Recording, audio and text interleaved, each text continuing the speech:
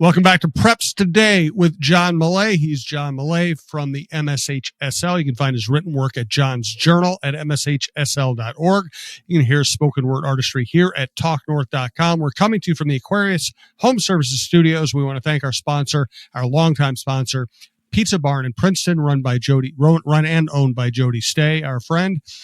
Thanks, as always, to Jody. All right, let's start off with a family affair at Royalton today. Yeah, Jim, this was a fun story. In fact, it's the second of a couple of really fun stories about families involved in high school sports I wrote about and talked about. John Clennert, a veteran basketball official, and his grandson, Andrew, who's a high school senior and is an official. And last week, I spent some time with a similar group of coaches, this time a father and his two sons. This is at Royalton up in the St. Cloud area. Basketball this is really a family affair for the Bauman family. Brad Bauman is the head coach. His two varsity assistant coaches are his brother, Britt, and their father, Bill. And for good measure, Bill's wife, Carol, keeps the scorebook. So that's the family. There's one grandchild. Brad has a daughter, and that's the family. The two sons, and mom and dad are at the games, and quite a business they got going. And basketball people know Bill Bauman. He's very well known. He was the head coach of boys basketball at North Branch for 31 years before he retired in 2010. Was an assistant to Mike McDonald at Cambridge Isani for a bit. And 5 years ago, he became a volunteer member of Brad's coaching staff. Brad's been the head girls coach at Royalton for 8 years. And the two boys, Brad and Britt, they were great multi-sport athletes in high school at North Branch. They're both in the North Branch Athletic Hall of Fame, as is their dad. And Bill's also a member of the Minnesota Basketball Coaches Association Hall of Fame and the Minnesota State High School Coaches Association Hall of Fame. That's pretty much the epitome of high school Hall of Fames here. Another part of the story is that this Royalton girls team is really good. They're undefeated through 24 games. They're closing the regular season this week with 2 games. Then it's playoff time. It'd be cool to see this crew get to state. Royalton's never been to the state girls basketball tournament. They're not going to have an easy road. They're in a tough section, but that's why we play the games. And they're just one of 3 2A teams that are undefeated. The others are Providence Academy and Crosby Ironton, ranked number 1 and number 2 in Class 2A. I don't know why this is. I don't know why the Royals aren't ranked. They're not in the top 10. That may just be an oversight. People may not be aware, but let's hope they can get a. I'm not going to say they're disrespected. If there's 3 undefeated teams in a class, I would guess those 3 would probably all be in the top 10 in the last week of the season. But we'll see. And now a little peek into the inner workings of John's Journal. It has to do with how I found out about this situation. I got an email from the mother of 2 Royalton players telling me about the Baumans. Her name's Amy Schoenrock. And when I read her email, I was sitting on my computer. I clicked on the Royals schedule thinking, I'm going to make a trip to Royalton. When are they going to play next? And I've been to Royalton a few times. It's about a 2-hour drive from where I live. But that very night that Amy sent me this email, they were playing at Legacy Christian, which is up in Andover, 45-minute drive for me. I'd been planning to be elsewhere that night, but thanks to Amy, I headed up to Legacy Christian and watched the Royals play and chatted with all the Baumans afterwards. It was fun. It was cool. So sometimes I'm not planning that far ahead, clearly. But to be honest, that's how a lot of these John's Journal stories come to be. I get an email or a text or a voicemail or a social media message telling me something I don't know. And away we go, and we turn that into a story. So thanks to Amy for letting me know about the Baumans. That was really fun hanging out with that. And that is kind of the definition of what a good beat writer does. You become a trading post for information. Yeah. And people know they can tell you things and trust you. They also know they can get things from you or they can have a conversation with you. And you end up being this center point of information and ideas. So the longer you do it, the harder you work at it, the more comes to you. That's the thing. Yeah. And I just know so many darn people in the high school world all over the state. That's part of it. It's kind of the shoe leather aspect of this job. The the more places you go, the more people you meet, the more people you know, and they know you, and if they have, and I tell people all the time, I tell this to athletic directors, especially in a large group setting when we're talking to a lot of them. I always tell them there's at least one unbelievably great story in every one of your schools, Yes. and you're probably too close to it to realize how great it is. And you can kind of see heads nod. And so, yeah, there's no shortage, especially in the high school world. There's so much soil that hasn't been turned, all these great stories. So it's really nice when people, hey, I'm gonna let John, I don't know, I'm not sure he knows about this. And then, 2 hours later, I'm in the car heading out to see that team play. It's pretty cool. It's fantastic stuff. Yeah. All right, let's get to item number 2, a short-time star in Minnesota. Yeah, this is interesting, Jim. I read about the number 1 senior boys basketball player in Minnesota, who's a member of the number 1 ranked team in 4A. Tommy Oneman is a senior at Cretin Durham Hall in St. Paul. There was some news last summer when his family moved here. He's quite a basketball player. He's 6'11", 253. Last season, he was playing basketball at Cheyenne High School in West Fargo, North Dakota. He was named the Gatorade Player of the Year last season. He averaged 20 points, 13 rebounds, led his team to the North Dakota Big School State Championship. He signed with Notre Dame. This kid's the real deal, but he's a short timer in Minnesota. This is his 1 season, and part of the reason for the family move was the death of his grandfather that left Tommy's grandma alone. And they've got roots here. His mom was a fantastic high school basketball player at Hastings. She led that team to a state championship in 1996. Her husband was a football player at North Dakota State, where she played basketball and golf. But that family's got some pretty solid roots in the Twin Cities. So Tommy's got this 1 season in Minnesota, and we talked about this a couple of weeks ago. He's been hurt. He had a knee injury. No surgery was needed, but he missed 8 games. He returned last week. Cretin has 4 games to go in the regular season, and they'll be favored to win the Section 4 title and get to the state tournament. But they're in a good section. Tartan, which is undefeated, is in that section, along with some other pretty good teams. Cretin's 21-1. They have lots of weapons. They play great defense. They're a young team. Tommy's only one of 3 seniors. So I've talked to Tommy a couple times this season, wrote about him a few days ago, John's Journal at MSHSL.org. I'm really impressed with this kid's maturity. He listens to your questions, gives great answers, very thoughtful. And like I always say, one of the best parts of my job is spending time with high school kids. I'm always impressed by what I discover. And then Jerry Klein Jr., he's the coach at Cretin, one of the best people I know. He's Mr. Cretin Durham Hall. He's a 1993 grad. He's in his 21st year as the head coach. And like so many great coaches, he's dedicated to those kids. And the kids are lucky to have him as their coach. And a side note, I watched Cretin play last Friday night at a home in the very aptly named Joe Mauer Fieldhouse. I walk in the gym. I see 2 very familiar faces at the scorer's table that a lot of us know in this job, Jim.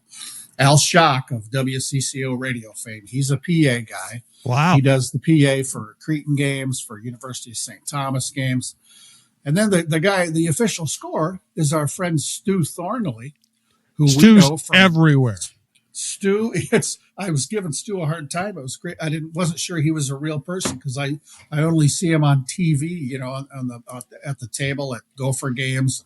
We know him, I think, going way back as an official scorer for the Twins. He does this everywhere. He's a super good guy, super busy. 2 great people, Al Schock and Stu Thornley. And there were some big hitters at this game. Johnny Tower, the University of St. Thomas men's coach. I saw Johnny a couple weeks ago. Yep. I had a nice chat with Johnny. Mark Ryan, the Gophers athletic director, was there. I think he's got a child playing basketball at Cretin. I think, I don't know that. I didn't have time to chat with Mark.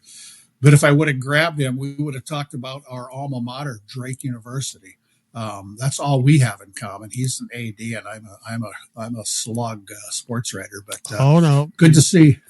Don't downplay slug and a sports writer. Don't downplay your abilities. That's what we do. I'm from Iowa. We're brought up doing that. Don't think you're anything great. But yeah, it was really fun. Really fun to see all those people I know at a Cretin game and watching that team. And if they get to state, this Tommy 6'11", I've got a picture of him being guarded by a 6'4" player from Eastridge. And that 6'11" really stands out. I mean, a 6'4" kid in high school basketball is good size, but yeah, Tommy's got he's a little bit wobbly on the knee, I think, at least the night I saw him, and he's doing rehab, and he's not playing full games, although his minutes seem to be going up each time now. But yeah, let's keep an eye on the Cretin Durham Hall boys basketball team. They're fun to watch. Yes, looking forward to following them through the tournament. We're going to get to a state tournament update, the most valuable teammate of the week, and John's HGTV idea. I would definitely hang around for that one. First, though, we want to remind you we're coming to you from the Aquarius Home Services Studios. We want to hear more about Pizza Barn in Princeton. Yep, the February pizza of the month. We've talked about it before. It's the Ragin' Cajun. They start with their own homemade crust. They put on homemade white sauce, Cajun seasoned shrimp, Kaufhold's Cajun cheese curds, freshly shredded mozzarella, finished off with Cajun seasoning. So good. You get it for dine-in, carry-out, delivery, take and bake throughout February. And crap, we're reaching the last days of February here. I don't know how that happened, but we're looking down the barrel at March. It's cold out there. We all know that this week, but the Pizza Barn they'll warm you right up with their fantastic lunch buffet Monday through Friday from 11:30 to 1:30. You're guaranteed to find a whole bunch of delicious options every day. So get in there and enjoy the buffet. And thanks again to our friend Jody Stay and her crew at the Pizza Barn for sponsoring our podcast for more than 4 decades of outstanding service. The Pizza Barn in downtown Princeton. Yes, thank you, Jody. We appreciate it. Let's get to our state tournament update. Yeah, here we go. We had 2 state tournaments last week. Dance was at Target Center. Alpine and Nordic skiing way up north in the bitterly cold elements at Giants Ridge outside of Awabic. Congrats to everyone who competed in those events. This week, we're downtown St. Paul. We're going to have girls state hockey and girls gymnastics. The hockey tournament is Wednesday through Saturday at the XL Center. And on Friday and Saturday, I'll be able to walk down a hallway from the X to the legendary Roy Wilkins Auditorium and the gymnastics tournament. This is always a fun week. I park my car, I go inside, spend the day having fun, hanging out with people and watching great competition. And the number 1 seeds in the girls hockey tournament are Dodge County in Class A and Edina in Class 2A. For people unfamiliar, Dodge County, that's based at Cass and Manorville. There's several schools involved in that co-op. First time, they went to state last year for the first time, and now this year they're the number 1 seed. So that's a cool story there. Edina in Class 2A, the number 1 seed. And in Class A, a storyline that people are going to be watching, Warroad is seeded 3rd in the girls state hockey tournament. The Warriors are trying to become the first girls hockey team to win 4 consecutive state titles. So Dodge County and some other teams may have something to say about that, but that's a good storyline. And then next week, we'll be back at the X for wrestling and their outstanding state tournament. So there's a lot happening right now. Yes, great time of year to do what you do. For sure. Let's get to this week's most valuable teammate. Yeah, Dustin Fears, a senior at Minneota High School. This young man is on the football team, the wrestling team, the baseball team. He's an officer in FFA and 4-H. Using my brain power, that tells me he's a farm kid. And if you're from Minneota, there's a lot of farm kids. I've been down there several times. Destin has become an outstanding leader throughout the course of his high school career. He's a selfless teammate, taking on whatever role is needed to make the team stronger. His discipline and hard work have paid off not only through his accomplishments on the field and the mat, but also among his teammates and classmates. Congratulations to Destin Fear of Minneota on being named a most valuable teammate.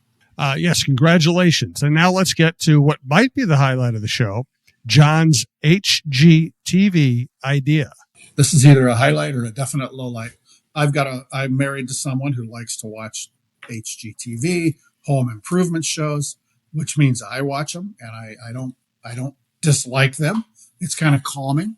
It's something we do in our house. So if you watch these shows, especially renovation shows, you are familiar with terms somebody will be looking at a room, usually the kitchen or a bathroom, and you'll hear somebody say, this whole thing has to be gutted, or it's a gut job. Okay, that's the premise. Here's my idea. A crew of overweight professional renovators, people with, let's say, large midsections, they are renovating a home. They're all in terrible shape. While they're renovating a home, they're also working with trainers and dietitians. And by the end of the renovation job, they all have lost a lot of weight. They've gotten in shape.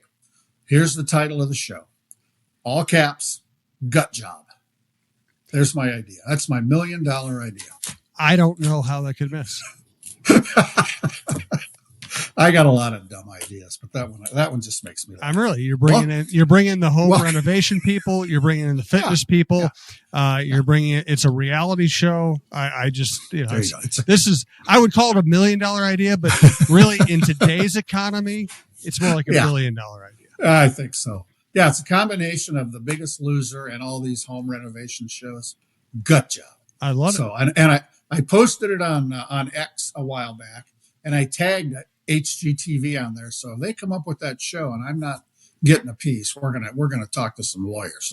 Take that, HGTV. We will bring lawyers, guns, and money. There you go. Yeah. So thus endeth another episode of Spoken Word Artistry. I love it. I love the you throw in the creative ideas on top of all the shoe leather stuff. Excellent That's stuff. It. Hey, great stuff, John. Always enjoy it. Thanks so much. We'll talk to you next week. You got it, Jim. Thank you. Thanks.